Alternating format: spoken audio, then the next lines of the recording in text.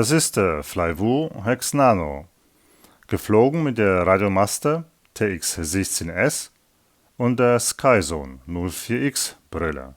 Obwohl der analoge Hexakopter nur 40 mm Propeller hat, kann er problemlos so eine 30 Gramm GoPro 8 Lite Kamera tragen. Die Robot 1202,5 Motoren haben 5500 kV und werden mit einem 4S-Akku geflogen. Sogar ein schwerer 80 Gramm, 750 mAh 4S-Akku ist kein Problem. Sieht schon witzig aus, wo der Hexakopter in der Höhe mit der GoPro-Kamera und dem Akku länger ist als in der Breite. Innen steckt ein 4FC mit 30 Ampere ESCs.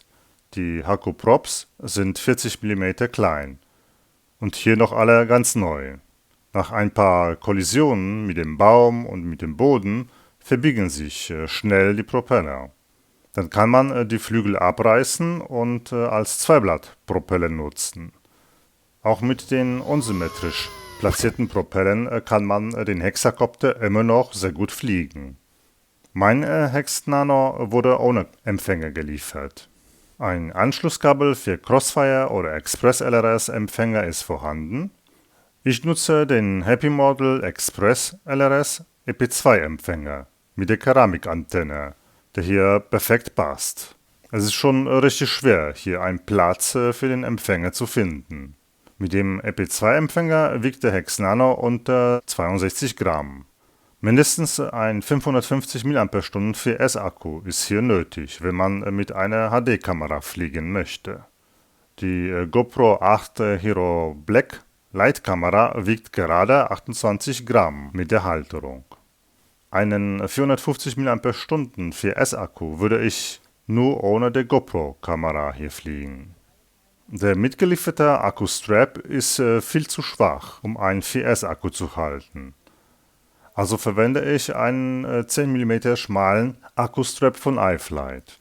Die 91 Gramm Gewicht mit der GoPro 8 Lite-Kamera sind ja ganz akzeptabel. Flugfertig sind es dann 151 Gramm. Hier die Aufnahme von der GoPro 8 Kamera mit der aktivierten Bildstabilisierung.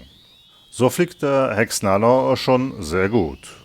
Und man kann sogar gut mit der GoPro-Kamera Freestyle fliegen.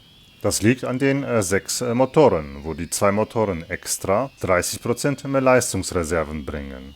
Ich denke, hier wären 4 Motoren zu wenig für die GoPro-Kamera.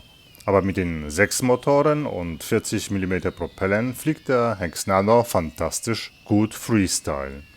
Das FPV-Videobild der KDX Ant-Kamera ist hervorragend, bei viel Sonnenlicht.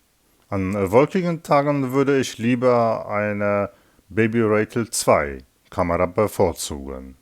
Der eingebaute Videosender leistet schon bei 25 mW ein super Bild. Bis 450 mW kann der Goku VTX eingestellt werden. Hier fliege ich gerade ohne der GoPro Lite Kamera und so hat der Hexakopter spürbar mehr Kraft. So macht es mir am meisten Spaß zu fliegen. Schade nur, dass der Hex Nano so laut ist, was an den kleinen Propellern und so schnell drehenden Motoren liegt. Das einzige Problem ist hier, dass die Propeller so schnell sich verbiegen. Schließlich ist der Hex Nano auch zweimal so schwer wie ein 75 mm Whoop, der die gleichen dünnen und kleinen Propeller nutzt.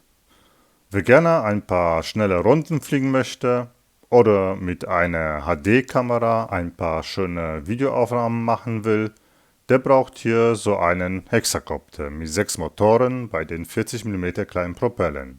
Dank den 6 Motoren ist der Kopter stärker und fliegt deutlich stabiler. Für einen Quadcopter wie den neuen Flywoo Baby Quad würde ich mich nur entscheiden, wenn ich ohne der GoPro Lite fliegen möchte. Also, viel Spaß beim Fliegen!